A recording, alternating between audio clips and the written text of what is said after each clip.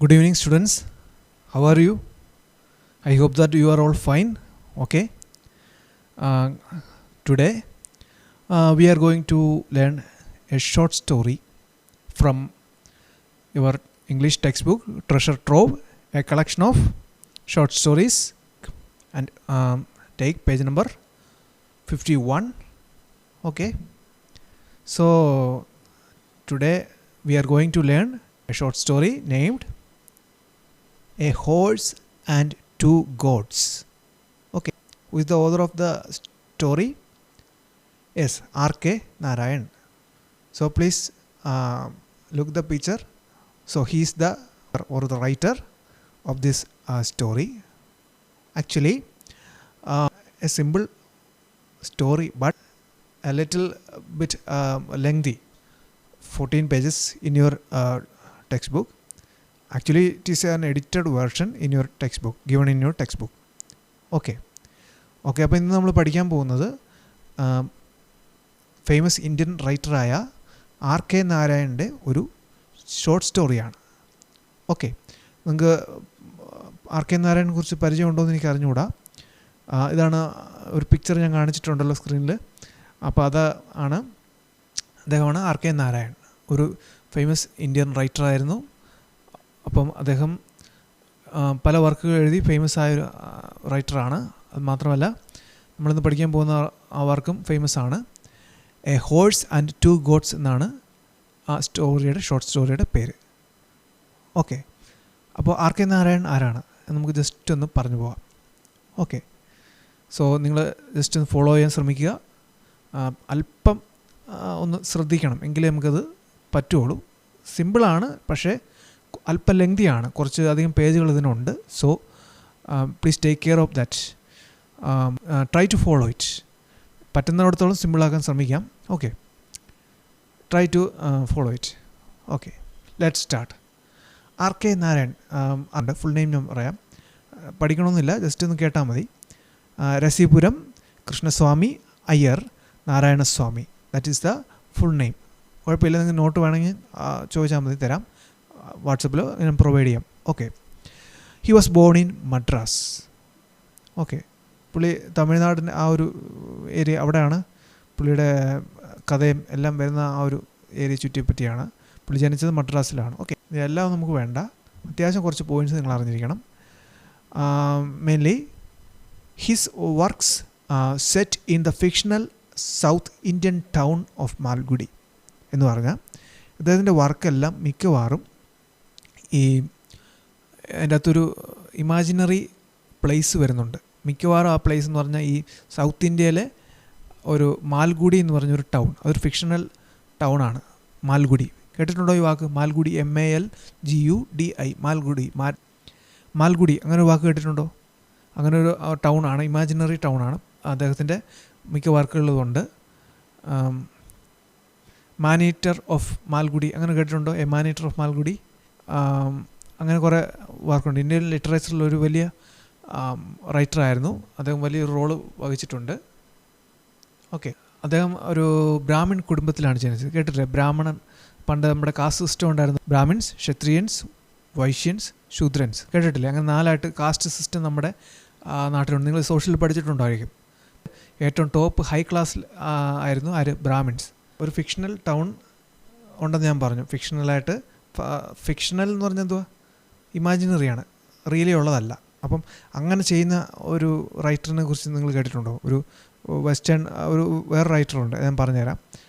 ആ ഒരു രീതി ഫോളോ ചെയ്യുന്ന ഇത് ഈ R.K. നാരായൺ മാത്രമല്ല, അങ്ങനെ മുമ്പ് ചെയ്തിട്ടുള്ള ഒരാളെ കുറിച്ച് ഞാൻ പറയാം. വില്യം ഫോക്നർ എന്ന് പറയും. വില്യം ഫോക്നർ എന്നാണ് സ്പെല്ലിംഗ് കണ്ടോ? അദ്ദേഹമാണ് ഇതുപോലെ ഒരു ഫിക്ഷണൽ ഇമാജിനറി ടൗണിനെ വെച്ചുകൊണ്ട് സ്റ്റോറീസ് അല്ലെങ്കിൽ അങ്ങനെ ഇതേ രീതി ഇപ്പോൾ ഈ R.K. നാരായണൻ്റെ കാര്യം പറഞ്ഞ പോലെ ചെയ്തിട്ടുള്ള ഒരാൾ. ഓക്കെ, പുള്ളിയുടെ ഈ റൈറ്റിങ്ങിലെല്ലാം പ്രത്യേകത ഹ്യൂമറാണ്, നർമ്മം. അപ്പം നർമ്മം അല്ലെങ്കിൽ ചെറിയ കോമഡി അല്ലെങ്കിൽ നമുക്ക് രസിപ്പിക്കുന്ന ചില കാര്യങ്ങളൊക്കെ അത് വരുന്നുണ്ട്. പഴയ കാലഘട്ടത്തിലെ ഈ ഗ്രാമീണരായ ആളുകളെ കുറിച്ച്, അതായത് പീപ്പിൾ, ഗ്രാമീണരായ ആളുകളെ ഫോക്കസ് ചെയ്തുകൊണ്ടാണ് മിക്ക റൈറ്റിങ്ങും വരുന്നത്. പിന്നെ അദ്ദേഹം കുറച്ച് അവാർഡ്സൊക്കെ കിട്ടിയിട്ടുണ്ട്. പത്മവിഭൂഷൺ അങ്ങനെ കുറച്ച് അവാർഡ്സ് ഉണ്ട്. പിന്നെ AC Benson medal from the royal society of literature, civilian awards അതൊക്കെ ഉണ്ട്. ജസ്റ്റ് നിങ്ങൾ ഒന്ന് അറിവിന് വേണ്ടി ജസ്റ്റ് ഒന്ന് പറഞ്ഞതേ ഉള്ളൂ. അപ്പോൾ ഈ വീഡിയോ ആണെങ്കിൽ നിങ്ങൾക്ക് ഇനി ഇൻ ഫ്യൂച്ചർ നിങ്ങൾക്ക് കണ്ടു നോക്കിയാലും ഇത് പ്രയോജനപ്പെടും അല്ലേ.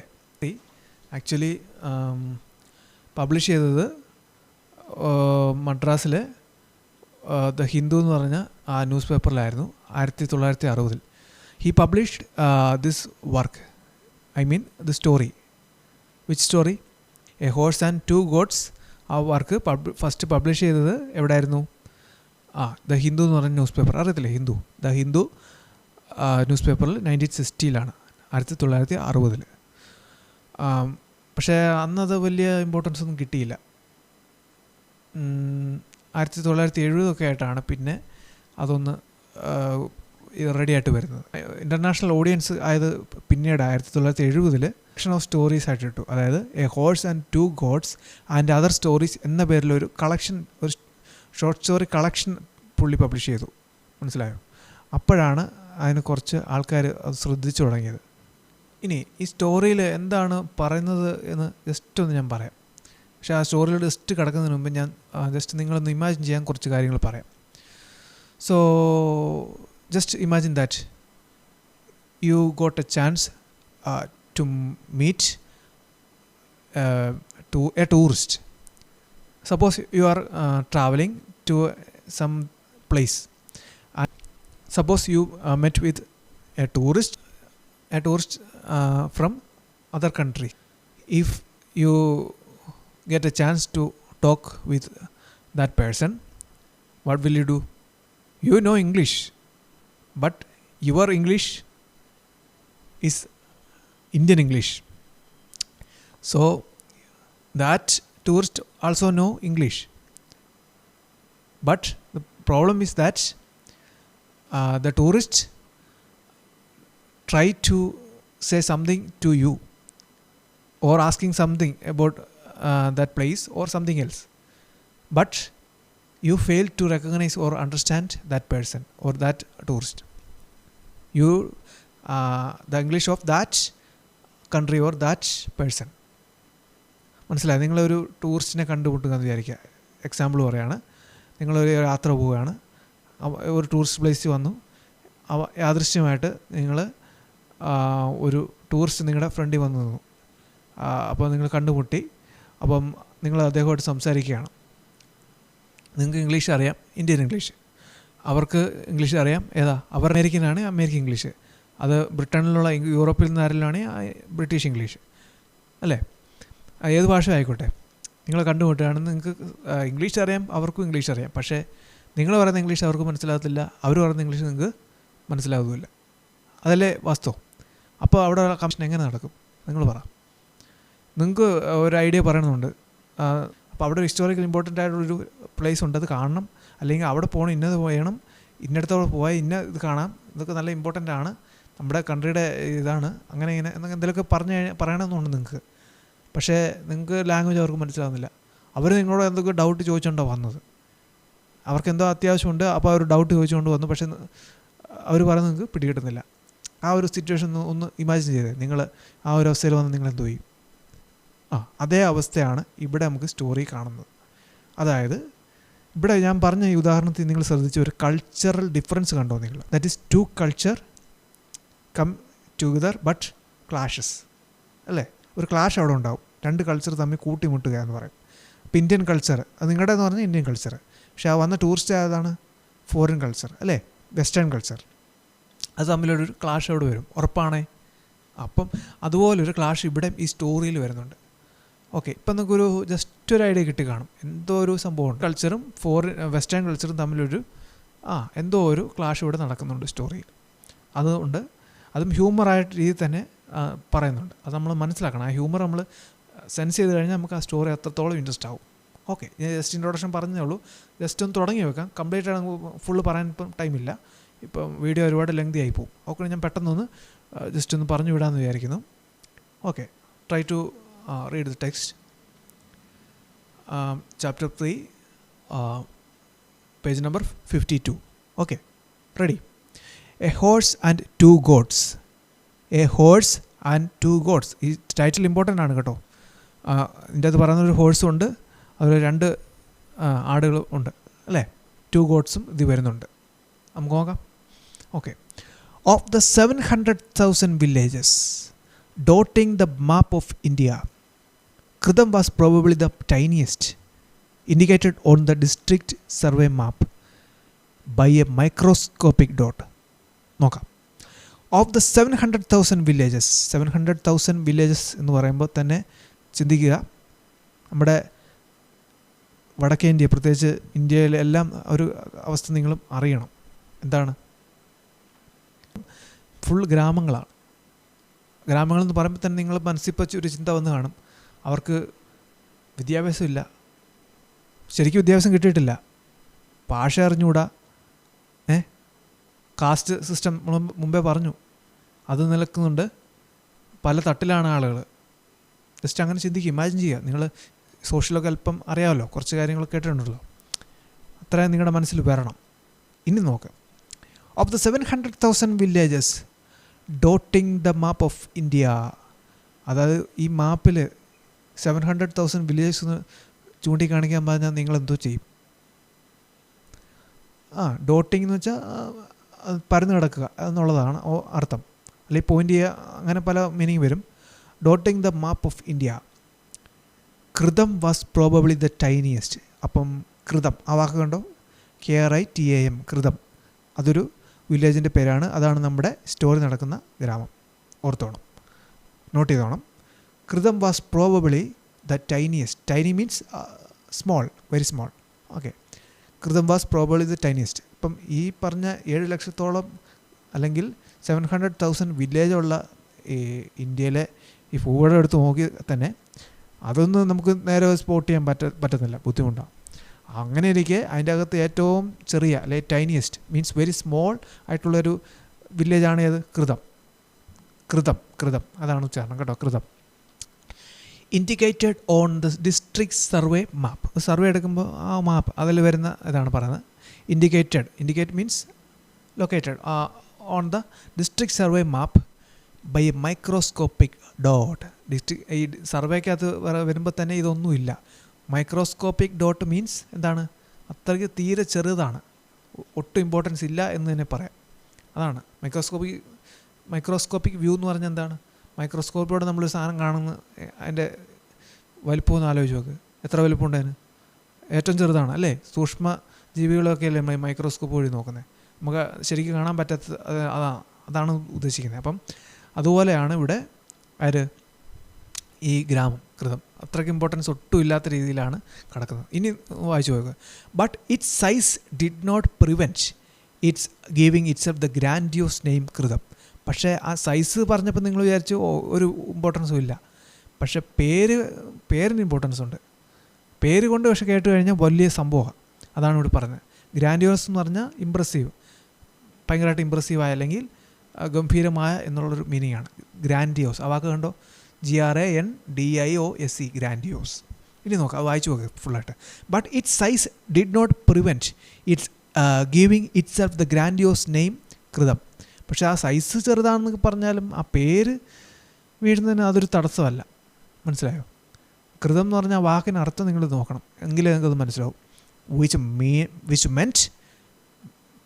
മീൻസ് മെൻറ്റ് എന്ന് പറഞ്ഞാൽ എന്താ അർത്ഥമാക്കുന്നത്? Means which meant in Tamil coronet or crown. Coronet like crown എന്നാണ് തമിഴിലത് പറയുന്നത്, ടാമിൽ. ഓക്കെ. ക്രൗൺ എന്ന് പറഞ്ഞാൽ എന്താണ്? ക്രൗൺ, കിരീടം അല്ലേ, തലവെക്കുന്ന കിരീടം. അപ്പോൾ ആ വാക്ക് കേട്ടപ്പോൾ തന്നെ മനസ്സിലായില്ലേ, കിരീടം ആർക്കാ? രാജാവിന്. അപ്പോൾ ഇത്രത്തോളം ഇമ്പോർട്ടൻസ് ഉള്ള ഒരു സംഭവത്തിനല്ലേ കിരീടം ആ ഒരു അർത്ഥം വന്നു കണ്ടോ? കൃതം എന്ന് പറഞ്ഞാൽ ആ ഒരു ഗ്രാമം ഒട്ടും ഇമ്പോർട്ടൻസ് ഇല്ലാത്തതാണെന്ന് ആദ്യം പറഞ്ഞത്. എന്നിട്ട് പറഞ്ഞാൽ അങ്ങനെ പറയാൻ പറ്റത്തില്ല, ഇമ്പോർട്ടൻസ് ഇല്ല എന്ന് പറയാൻ പറ്റത്തില്ല. പക്ഷേ പേര് കൊണ്ട് അതിന് ഇമ്പോർട്ടൻസ് ഉണ്ട്, വലിയ ഗംഭീരമായ സംഭവമാണ്. കാരണം കിരീടം എന്നൊക്കെയാണ് മീനിങ്. മനസ്സിലായോ? Crown on the bro of this sub continent. ഈ ഉപഭൂഖണ്ഡത്തിലെ ഏതൊരറ്റത്ത് കിടക്കുന്ന ഒരു എന്താണ്? ബ്രോ മീൻസ് പുരികം എന്നൊരു മീനിങ് ഉണ്ട്. അതുപോലെ അറ്റത്ത് കിടക്കുന്ന അല്ലെങ്കിൽ ടോപ്പ് ഓഫ് ദ ഹിൽ എന്നൊക്കെ പറയും. അതുപോലെ അങ്ങേ അറ്റത്തുള്ള എന്നുള്ളൊരു മീനിങ് ആണ് ഇവിടെ കേട്ടോ. Bro of this sub continent, ഈ ഭൂഖണ്ഡത്തിലെ അങ്ങേ അറ്റത്ത് എവിടെയോ കിടക്കുന്ന ഒരു ഇതാണ്, ഗ്രാമമാണ് കൃതം. അത്ര ഇമ്പോർട്ടൻസ് ഉണ്ടോയെന്ന് ചോദിച്ചാൽ പറയത്തക്കൊന്നുമില്ല, പക്ഷേ പേര് കൊണ്ട് ഒരു ഇമ്പ്രഷനുണ്ട്, അത്രേ ഉള്ളൂ. അത്രയും മനസ്സിലാക്കിയാൽ മതി. ഓക്കെ, നോക്കിയേ, അതാണ് അവിടെ 2 മീനിങ് കൊണ്ടുവന്ന് കണ്ടില്ലേ. അപ്പോഴേ അവിടെ അങ്ങനെ പറഞ്ഞിട്ട് അത് ഒരു എന്താ പറയുന്നത്, ഒരു സറ്റയർ, ഒരു വിമർശനം പോലെ അത് കണ്ടില്ലേ. Okay. The village consisted of less than 30 houses. ഇനി പറഞ്ഞു നോക്കണം, ഈ വില്ലേജിനെ കുറിച്ചാണ് പറയുന്നത്. ഏതാ? കൃതം എന്ന് പറഞ്ഞ വില്ലേജിൻ്റെ പ്രത്യേകത നോക്കിയേ, ലെസ് ദാൻ 30 ഹൗസസ്, 30 താഴെ വീടുകളേ ഉള്ളൂ. Only 1 of them built with brick and cement. അതിൽ ഒരെണ്ണം മാത്രമേ ഉള്ളൂ ഈ ഇഷ്ടികയും ബ്രിക്ക് കട്ടയും അതുപോലെ സിമെൻറ്റും കട്ടയൊക്കെ ഉപയോഗിച്ച് പണിതേക്കുന്നത്. നമ്മുടെ സാധാരണ വീട് പണിയുന്ന പോലെ ഒരു മാന്യമായ രീതിയിൽ പണിതേക്കുന്ന ഈ ഒരു വീട് മാത്രമേ ഉള്ളത്. ഗ്രാമത്തിലെ അവസ്ഥയൊന്ന് ആലോചിച്ച് നോക്കണം. പെയിൻറ്റഡ്. അപ്പോൾ ബാക്കിയെല്ലാം എങ്ങനെ? ബാക്കിയെല്ലാം മഡ് കൊണ്ടുള്ളതാണ്, അത് മണ്ണ് ഉപയോഗിച്ച് അങ്ങനെ പണിതേക്കുന്നതാണ്. അപ്പോഴേ നിങ്ങൾ മനസ്സിലാക്കണം, ആ ഗ്രാമത്തിലെ ആളുകളുടെ ഒരു നിലവാരം മനസ്സിലാക്കുക. എത്രത്തോളം പാവപ്പെട്ടവരാണ്, എത്രത്തോളം ആ ലോ ലെവലും മനസ്സിലാക്കണം. Then painted a brilliant yellow and blue all over with gorgeous carvings of gods and gargoyles on its balustrade. പറഞ്ഞു വീണ്ടും കാര്യമാണ് പറയുന്നത്. Painted a brilliant yellow and blue all over with, കണ്ട ഒരു പെയിൻറ്റ് ചെയ്തിട്ടുണ്ട്, പെയിൻറ്റിംഗ് ഒക്കെ ഉണ്ട് കേട്ടോ. അതെന്താണെന്ന് വെച്ചാൽ brilliant yellow and blue, brilliant എന്നൊക്കെ വാക്കോട് ചേർത്തേക്കുന്നുണ്ടല്ലേ. ശരിക്കും കളിയാക്കുകയാണോ എന്താണോ? ഒന്നാതെ പറഞ്ഞു വീട് അത്ര മോശമാണ്, എന്നിട്ട് പെയിൻറ്റ് ചെയ്തിട്ടുണ്ട് ബ്രില്യൻറ്റ് യെല്ലോ ആൻഡ് ബ്ലൂ, മഞ്ഞയും നീല നിറ കളർ ആ ഒരു പെയിൻറ്റിങ്ങാണ് കൊടുത്തിട്ടുണ്ടെന്ന്. All over with gorgeous carvings of, gorgeous എന്ന് പറഞ്ഞാൽ വെരി അട്രാക്റ്റീവ്, ഗോർജിയസ് കാർവിങ്സ് ചെയ്തിട്ടുണ്ട്, അട്രാക്റ്റീവായിട്ടാണ് പെയിൻറ്റ് ചെയ്ത് വെക്കുന്നത്. മനസ്സിലായില്ലേ? ഗോർജിയസ് കാർവിങ്സ്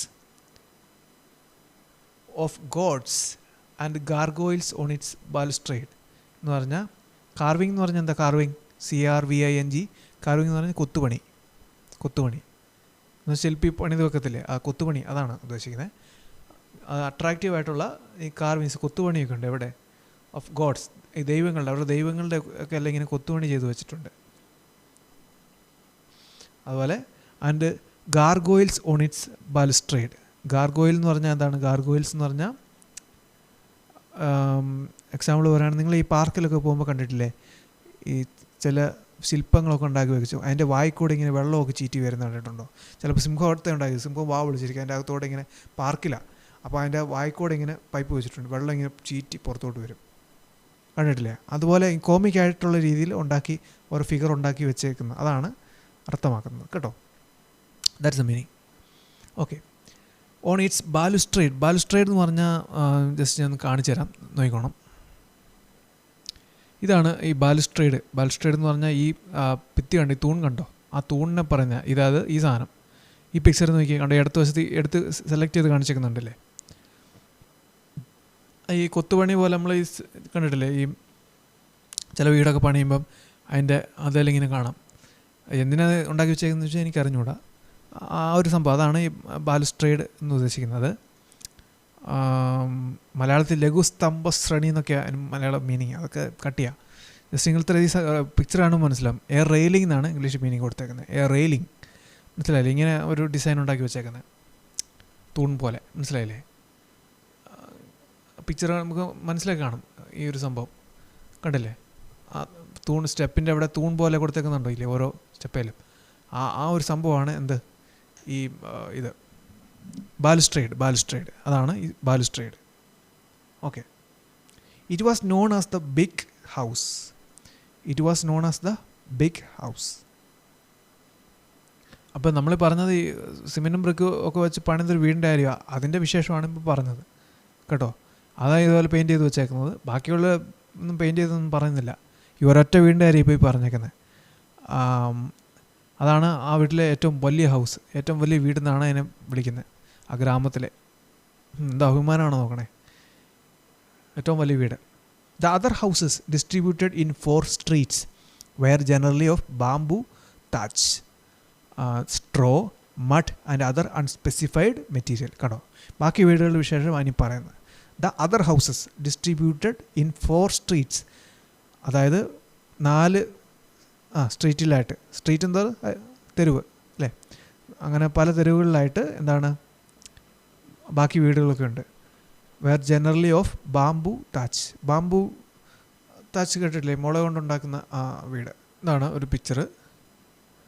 ഇത് കണ്ടോ, ആണ്ടേ കണ്ടോ, റൂഫ് ചെയ്തേക്കുന്നുണ്ടല്ലേ വീട്, ഇങ്ങനെ മുളയൊക്കെ ഉപയോഗിച്ച് ഉണ്ടാക്കിയിരിക്കുന്ന വീട് കണ്ടോ. ഇതാണ് എന്താണ് bamboo Thich. Thich straw, straw എന്ന് പറഞ്ഞാൽ വൈക്കോല്, മനസ്സിലായില്ലേ? അതാണ്. മഡ്, മഡ് എന്ന് പറഞ്ഞാൽ ഏതാ ഈ ചെളി, മഡ് എന്ന് പറഞ്ഞാൽ ചെളി മീനിങ് ഉണ്ട്, കളിമണ്ണ് ആ ഒരു ഇതുണ്ട് കേട്ടോ. അതിൻ്റെ അതർ അൺസ്പെസിഫൈഡ്, പിന്നെ പ്രത്യേകിച്ച് എടുത്തു പറയാൻ ഇല്ലാത്ത രീതിയിൽ മറ്റെന്തൊക്കെയോ മെറ്റീരിയൽസ് ഉപയോഗിച്ചിട്ടുണ്ട്. ഒന്നും പ്രത്യേകം എടുത്തു പറഞ്ഞിട്ടില്ല. അൺസ്പെസിഫൈഡ് മീൻസ് അത് പറയത്തക്കൊന്നുമില്ല, എന്നാൽ വേറെ എന്തൊക്കെ മെറ്റീരിയൽസും യൂസ് ചെയ്തതാണ് ബാക്കി other houses. Okay. Munees was the last house in the 4th street. ഇനിയാണ് രസം. നമ്മുടെ മെയിൻ ക്യാരക്ടർ വന്നു മുനി, മുനി, MUNI, മുനി, അതാണ് അദ്ദേഹത്തിൻ്റെ പേര്. മുനീസ് വാസ്, മുനിയുടെയാണ് ഏത് last house in the 4th street. ഏറ്റവും അവസാനത്തെ വീടെന്ന് പറഞ്ഞാൽ അതാണ് മുനിയുടെ വീടാണ്. അത് 4ാമത്തെ സ്ട്രീറ്റിൽ. Beyond which stretch the fields, അങ്ങ് നീണ്ടു കിടക്കുക, വയലുകളിൽ അങ്ങോട്ട് നീണ്ടു കിടക്കുകയാണ് എന്ന് പറയുന്നത്. ആ ഒരു സെൻറ്റൻസിന് വലിയ ഇമ്പോർട്ടൻസ് ഉണ്ട് കേട്ടോ. Munees was the last house in the 4th street. അപ്പം തന്നെ നിങ്ങൾ ഊഹിക്കണം, അദ്ദേഹം ഏതോ താഴ്ന്ന ജാതിയിലെ ആളാണ്. കാരണം അയാളൊക്കെ എല്ലാവരും ഒറ്റപ്പെടുത്തി നിൽക്കുന്ന പോലെയാണ് ആ സെൻറ്റൻസ് മനസ്സിലാവുന്നത്. ബാക്കിയുള്ള ആളുകൾ താമസിക്കുന്ന കൂടെ ഒന്നും അല്ല വീട് പണിതേക്കുന്നത്, അങ്ങ് ദൂരെ എവിടെ അടിച്ചു വിട്ടേക്കുക. ആ രീതിയിലാണ് ആൾ ജീവിക്കുന്നത് മുനി. ഇനി കഥ പറഞ്ഞു വരുമ്പോൾ മനസ്സിലാവും, നോക്കാം. Okay. In his prosperous days, ഇനി മുനിയുടെ കാര്യങ്ങൾ നമ്മൾ പറയുന്നത്. ഇത്തരം കാര്യങ്ങൾ നമ്മൾ പറഞ്ഞ് ക്ലിയർ ആയല്ലോ. അവിടെയുള്ള വലിയ ബ്രിക്ക് സിമെൻറ്റ് വെച്ചുള്ള വീടിൻ്റെ കാര്യം പറഞ്ഞു, അത് കഴിഞ്ഞ് പറഞ്ഞു ബാക്കി വീടുകളുടെ പ്രത്യേകത പറഞ്ഞു, അത് കഴിഞ്ഞ് പറഞ്ഞു അങ്ങേയറ്റത്തൊരു ഒറ്റപ്പെട്ട് വയ്ക്കുന്ന ഒരു വീട് മുനിയുടെയാണ്. പുള്ളിയുടെ കാര്യങ്ങൾ ഇനി പറയുന്നത്. In his prosperous days, prosperous days എന്ന് വെച്ചാൽ ആ ഒരു നല്ല കാലം ഉണ്ടല്ലോ, എല്ലാവർക്കും ഒരു നല്ല കാലം ഉണ്ടല്ലോ. പുള്ളിയുടെ നല്ല കാലത്ത് Muni had owned a flock of 40 sheep. അതായത് പുള്ളിക്ക് സ്വന്തമായിട്ട് എന്തുണ്ടായിരുന്നു? A flock of means a group of 40 sheep, 40ഓളം ആടുകളുണ്ടായിരുന്നു. ഷീപ്സ് ആൻഡ് ഗോഡ്സ് അല്ലേ. And sallied forth every morning driving the flock to the, sallied forth means അതിനെ കൊണ്ടു നടക്കുക, അല്ലെങ്കിൽ തീറ്റി പോറ്റുക, അല്ലെങ്കിൽ കൊണ്ടു നടക്കുക എന്നുള്ള ഒരു മീനിങ് ആണ് sallied forth. Okay.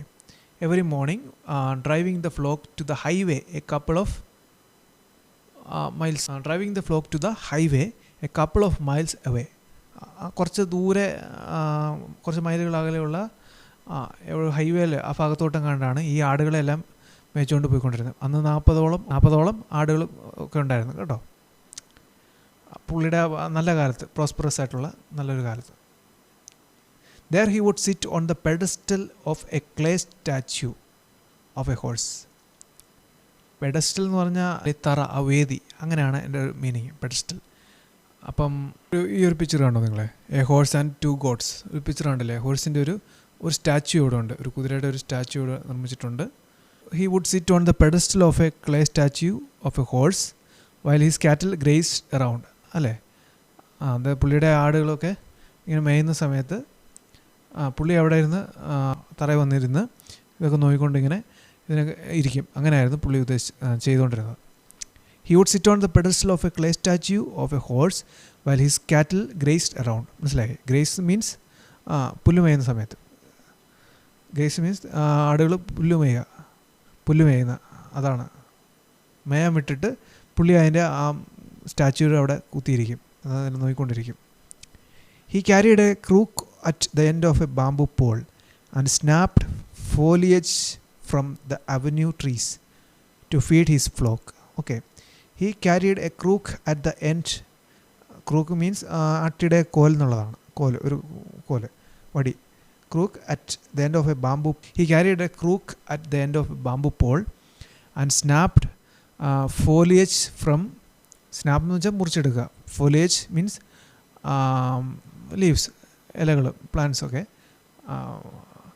From the avenue trees. Avenue means മരങ്ങൾ നിറഞ്ഞു നിൽക്കുക എന്നുള്ളതാണ് വാക്കിൻ്റെ അർത്ഥം. അവന്യൂ ട്രീസ് നിറഞ്ഞു നിൽക്കുന്ന വലിയ മരം ഈ വടിയുടെ അറ്റത്ത് പിടിപ്പിച്ചിട്ട് അത് വെച്ച് പറിച്ചെടുക്കുകയാണ് പരിപാടി. അപ്പോൾ ആടിനെ മേയം വിട്ടിട്ട് പുള്ളി അങ്ങനെ കുറച്ച് പരിപാടി ചെയ്യും.